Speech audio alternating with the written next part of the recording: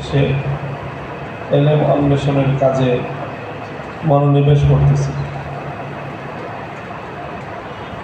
সেটাতে আমরা বহু আগে থেকেই শুনে আসতেছি, মাদ্রাসা মাদ্রাসা হ্যায় বাগ জন্নত, মুআল্লিম হ্যায় মিসলে গুল, শহদ উসমে ইলম दी है, তালেবা হ্যায় বুলবুল। মাদ্রাসাটা এটার একটা বাগান। এলেম হলো মধু। দুনিয়াতে আমরা দেখি মৌমাছি মধু আহরণ করে। মৌমাছি মধু আহরণ করে কোত্থেকে? বিভিন্ন ফুল থেকে। ফুল থাকে কোথায়? গাছের মধ্যে। গাছ থাকে কোথায়? বিভিন্ন বন বাজারে, জঙ্গলে। তো বন জঙ্গলে হাজারো গাছের মধ্যে দু চারটা গাছে ফুল হয়। তো সেই ফুল গাছ থেকে মধু আহরণ করে আনতে মৌমাছিকে অনেক বেগ পেতে হয়। অনেক হাজার হাজার মাইল একটা মৌমাছিকে উঠতে হয়। তারপরে সেখান থেকে সামান্য একটু মধু সে নিয়ে আসে, এনে তারপরে সে চাকের মধ্যে জমা করে। কিন্তু যদি কোনো বাগান পেয়ে যায় মৌমাছি, একটা বাগানের মধ্যে সব গাছেই ফুল থাকে, এটা ফুলের বাগান, তো সেখান থেকে এক জায়গা থেকে মৌমাছি অনেক মধু আহরণ করতে পারে। তো ঠিক এরকম ইলমে দ্বীন এটার একটা মধু। এই মধু আহরণ করার মৌমাছি কারা? মৌমাছি হলো যারা তালিবুল ইলম, যারা ইলম অন্বেষী। মৌমাছি যেরকম মধুর অন্বেষী, মাদ্রাসার ছাত্ররা হলো ইলমের অন্বেষী। মৌমাছি তো মধু আহরণ করে ফুল থেকে, তো তালিবুল ইলমরা তাদের মধু ইলম আহরণ করবে কোত্থেকে? সেই আসাতিজায়ে কেরাম, শিক্ষক বৃন্দ হলেন সেই ফুল। এখন এই ফুল যদি বিভিন্ন জায়গায় বিক্ষিপ্ত থাকতো, যেটা আগে এক সময় ছিল, যে সব উস্তাদরা যার যার বাড়িতে থাকতেন, ছাত্ররা পড়াশোনা করতে হলে উস্তাদের বাড়িতে যায় থাকতো। উস্তাদের বাড়িতে তো আর থাকার জায়গা হতো না, আশেপাশে মসজিদে থাকতো অথবা কাছারি ঘরে, বাইরের ঘরে থাকতো। সেখানে উস্তাদ নিজের কাজ করতেন, ছাত্ররাও ওস্তাদের সাথে কাজ করত। ওস্তাদ লাঙল চাষ করতেন, ছাত্ররাও ওস্তাদের সাথে লাঙল চাষ করত, হাল চাষ করত, ক্ষেত নিগাইত, বাজারে যেত, সব করত। আর ওই চলতে চলতে মাঝে মধ্যে কিছু কিছু এলেন ওস্তাদের কাছে জিজ্ঞাসা করতো, ওস্তাদ বলে দিতেন, ছাত্ররা শিক্ষা গ্রহণ করত। এটা ছিল ছাত্রদের আগেকার প্রাচীনকালীন এলেম শিক্ষা করার তরিকা। তখন এক একজন ওস্তাদের কাছে গিয়ে গিয়ে এক এক বছরের পর বছর থাকতে হতো। তার কাছ থেকে কিছু এলেম আরোহণ করার পরে আবার আরেক ওস্তাদের কাছে যাইতো, তার কাছে গিয়ে এরকম কিছু থাকতো। অনেক মেহনত করে বিভিন্ন জায়গায় সফর করে করে করে করে তারপরে কিছু এলেম তারা জমা করতে পারত। এই জন্য কত তালেবুল ইলমকে পৃথিবীর কত দেশ যে সফর করতে হয়েছে, এটা ইতিহাস পড়লে জানা যায়। কিন্তু বর্তমান সময়ের আমরা যারা এলেম অন্বেষণকারী মৌমাছি আছি, আমরা হয়ে গেছি অলস।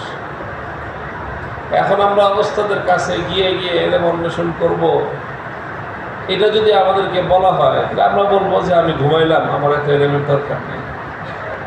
তো এই জন্য এই অলস যুগের মানুষের সহজ করার জন্য ব্যবস্থা করা হয়েছে যে পুরা জঙ্গল ঘুরে, পুরা বন বাগান ঘুরে এক দুইটা ফুল গাছ থাকবে, সেখান থেকে মধু আহরণ করবে। ওটা না করে সমস্ত ফুল গাছগুলো এক জায়গায় এনে একটা বাগান তৈরি করা হয়েছে। সেই বাগানটার নামই হল মাদ্রাসা। এই মাদ্রাসায় অনেক আসাতিজায়ে কেরাম থাকেন, যা তাদের কাছে এলেম আছে। এলেম আছে মানেই হল তাদের কাছে মধু আছে। তালিবুল ইলম মানেই হলো সেই মধু আহরণকারী। আসাতিজায়ে কেরাম শিক্ষক বৃন্দের কাছ থেকে সেই মধু আহরণ করে নিজের বুকের মধ্যে মধুর চাক বাঁধতে হবে। এই নিজের যে ব্যক্তি নিজের সিনার মধ্যে এই মধুর চাক তৈরি করতে পারবে, তার তালিবুল ইলমের জমানা এটা হলো সফল এবং সার্থক। তো নিজের সিনার মধ্যে মধুর চাক বানাইতে হলে এটা জরুরি। তো মৌমাছিও কিন্তু একদিনে হুট করে এক জায়গায় চাক বানায় না, অনেক সময় লাগে। মাঝখানে যদি নড়াচড়া হয় তাহলে এখানে আর চা খাবে না, আবার এখান থেকে গিয়ে আরেক জায়গায়। ছাত্ররা এই জন্য এক জায়গায় স্থির হয়ে দুদুল্যমানতা বাদ দিয়ে, এদিক ওদিক ছোটাছুটি করা বাদ দিয়ে এক জায়গায় স্থির চিত্তে যদি সে সাধনা করে, একটু একটু করে মধু আহরণ করতে পারে, তাহলে এক সময় দেখা যাবে যে তার সিনার মধ্যে ইলমের বিশাল একটা চাক জমা হয়ে গেছে। আল্লাহ পাক রব্বুল আলামিন আমাদের সকলকে তৌফিক দান করেন। আমরা এই জান্নাতের বাগান, ইলমের মধুর বাগান মাদ্রাসায় স্থান পেয়েছি। মাদ্রাসায় শিক্ষকবৃন্দ যাদের মাধ্যমে এই বাগানে শত শত ফুল গাছ ফুটেছে, এখন আমাদের কাজ হলো সেই ফুলগুলো থেকে মধু আহরণ করা। তো আলহামদুলিল্লাহ, আজকে ইফতিতাহে আসবাকের মাধ্যমে নতুন বর্ষের শিক্ষা কার্যক্রম শুরু হবে। যদি শুরুটা সুন্দর হয় আর এইভাবে যদি আমরা প্রথম দিকে 2-3 মাস ভালো করে পড়াশোনা করতে পারি, তাহলে তখন সাব্যস্ত হবে যে ইবতিদা মুশকিল হয় লেকিন ইনতাহা মুশকিল নাহি। শুরুটা ভালো করতে পারলে পরিণাম পর্যন্ত ভালো করে দিবেন কে? আল্লাহ। নিজেদের মেহনতটা আমরা করব, আস-সা'য়ু মিন্না ওয়াল ইতমামু মিনাল্লাহ। আমরা যদি আমাদের প্রচেষ্টাটা পূর্ণ করতে পারি, তাহলে আমাদের প্রচেষ্টার পরিপূর্ণ ফলাফল এনে দিবেন আল্লাহ পাক রব্বুল আলামিন। তো আমি আর কথা দীর্ঘায়িত করব না, আমি প্রচণ্ড ক্লান্ত। গতকাল দুপুরে ঢাকা থেকে রওনা করে চট্টগ্রাম গেছি, মাঝরাত পর্যন্ত বাবুনগর মাদ্রাসায় মিটিং করেছি। মাঝরাতে রওনা দিয়ে সকাল 6:30টায় ঢাকায় এসে পৌঁছেছি। তারপরে সেখান থেকে এখনও আমি সফরের উপরে আছি। তো এই জন্য ক্লান্ত অবসন্ত অবস্থায় মুখতাসার অল্প কিছু কথা বলেই আমরা ইনশাআল্লাহ আমাদের আজকের এই ইফতিতাহে আসবাকের এই মুবারক এই অনুষ্ঠান আমরা সুসম্পন্ন করব। সবক শুরুর আগে সম্মিলিতভাবে আমরা কয়েকবার দুরূদ শরীফ পড়ি এবং দোয়া করে নেব। আল্লাহুম্মা সাল্লি আলা মুহাম্মাদ ওয়া আলা আলি মুহাম্মাদ কামা সাল্লাইতা আলা ইব্রাহিম ওয়া আলা আলি ইব্রাহিম ইন্নাকা হামিদুম মাজিদ। আল্লাহুম্মা বারিক আলা মুহাম্মাদ ওয়া আলা আলি মুহাম্মাদ কামা বারাকতা আলা ইব্রাহিম وعلى آل إبراهيم إنك حميد مجيد. সবাই পড়েন, রব্বি ইয়াসসির ওয়ালা তুআসসির ওয়া তাম্মিম বিল খায়র ওয়া বিকা নাস্তাঈনু ইয়া মুস্তাআন রব্বি ইশরাহ লি সাদরি ويسر لي أمري واحلل عقدة من لساني يفقه قولي. পড়েন।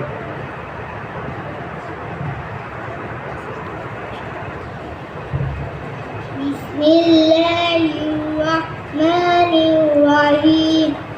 Alif, Ba, Ta, Sa, Jim, Ha, Ko, Dal, Zal, Ra, Za, Sin, Shin, Sad, Dad, Ain, Qain, Fa, Qaf, Qaf, Lam, Mim, Nun, Waw, Ha, Hamzah, Ya, Ya.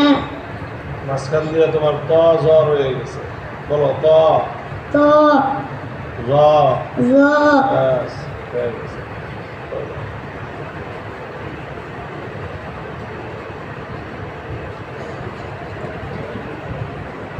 এই যে নাজরানা হেফজ হেফজ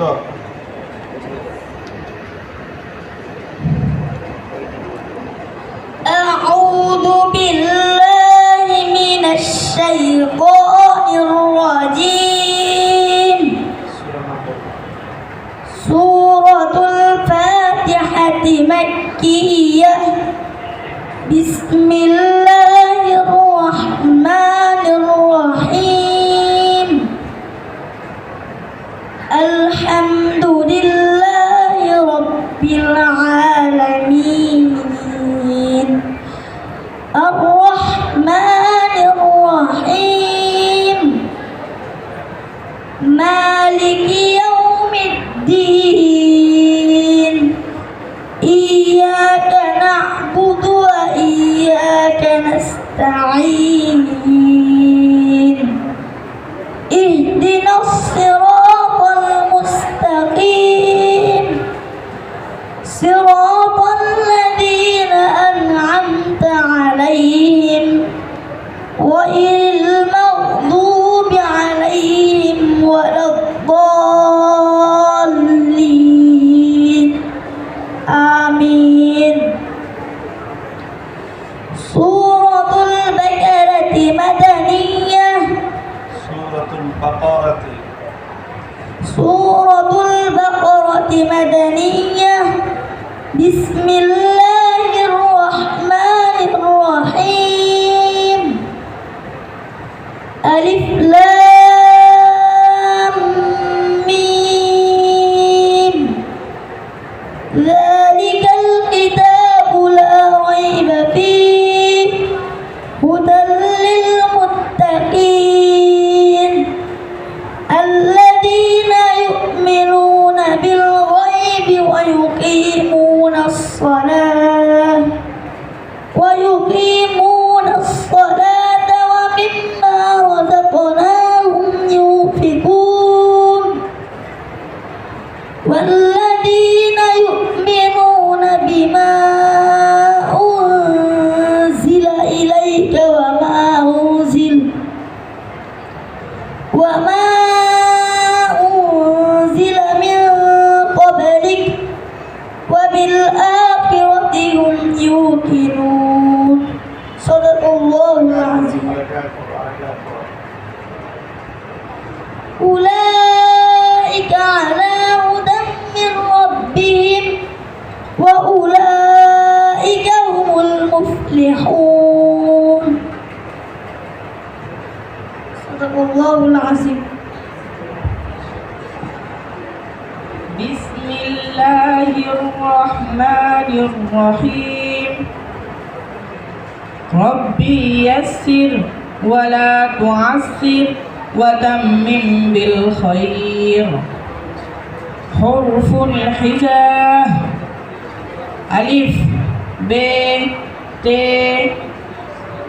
ت ت ث جيم ج ح خ دال دال ز